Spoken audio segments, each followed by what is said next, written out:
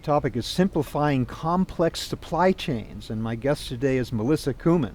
She is client executive with Varis. Hi, Melissa. Hi, Bob. How are you? Good. Thanks for being with me. So, supply chains are by their very nature complex, so it seems a little strange to talk about simplifying them, but maybe True. that is possible in certain ways.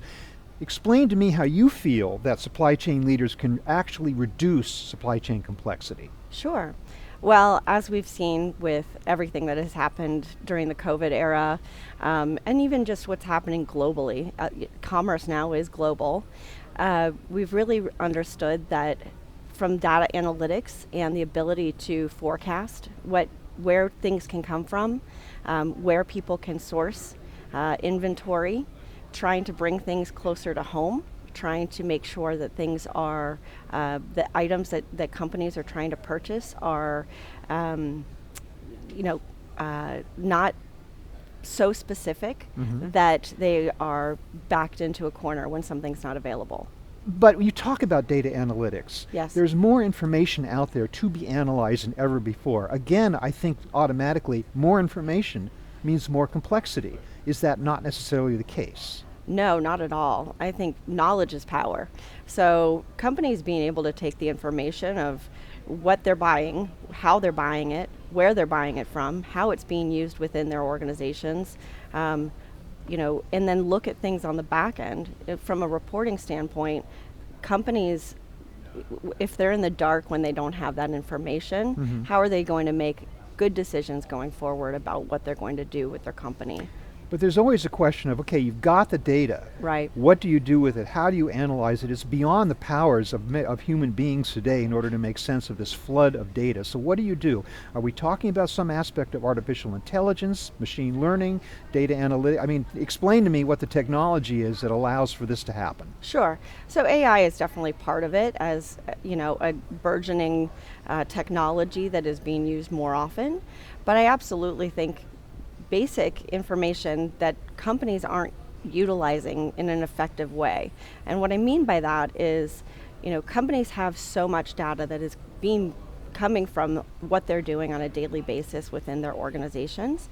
So few of those companies really look at what that means. So when I say that, I mean, for example, how they're going to make a decision about where they're going to source from. How they're going to make a decision around what they're going to do 5 years into the future. How they're going to make decisions around cost comparisons. What makes the most sense? What happens when disruptions, in the market flow from China, for example, is interrupted, or shipping is interrupted. We're seeing companies need to basically pull things and really resource from within a smaller geographical location, from a planning standpoint, from using information that they've got, simply just from their own data that they've used over time. Well, that's really interesting, because I'm guessing that if they do this properly, it's going to change the decisions that they make about, for instance, you talk about sourcing. These days, single sourcing situations, risk management is a big deal. Do you think that through proper data analytics, companies can better understand the risk to their supply chain and can take steps accordingly in reaction to this data? Absolutely. So risk management at this point isn't simply avoiding the pitfalls that may come from your day-to-day interactions as a company. Risk management at this point is understanding what is going to happen 1 year from now, 5 years from now, 10 years from now, not just simply from what companies are doing, the widgets that they're making themselves, but also all those other companies that are contributing into how they're making their bottom line happen. So from a holistic standpoint, many companies are really not looking at the entire big picture of what makes sense for them on a granular level, digging into the numbers, digging into where things are coming from. But so the goal then is actually to build more resilient supply chains. Is that what's happening here? And are the companies successfully doing that with the help of data analytics? Yes, they are. The resiliency of companies really does depend on making sure that they are understanding the holistic picture of their supply chain management. And like I said, it goes into planning, it goes into forecasting, it goes into sourcing, and it comes, not just from a supply and demand, but forecasting what things are going to be necessary, being able to anticipate that as they go. But being able to alter the forecast in accordance with actual events. I mean, you talk about companies saying what's going to happen 5 years from now. Right. That's pretty difficult. If you look back 2 years from now, nobody knew what was going to happen in the short term. Sure. So do data analytics help companies to, part of resilience is to be able to adapt Yes. to unexpected events. Yes.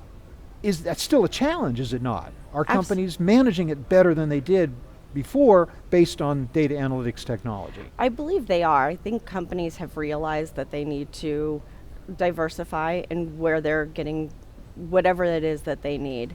And they're doing that through the data. So going back, let me give you a better example. Okay.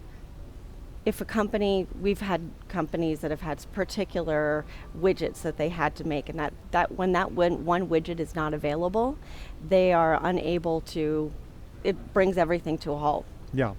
Life as we know it has for that company. Death by widget. Yeah, basically. Exactly. We've even seen that recently with the shortage of formula for, the Baby formula, yeah. Yeah, the baby formula being, really sourced, the 60% of it, I think, coming from one factory.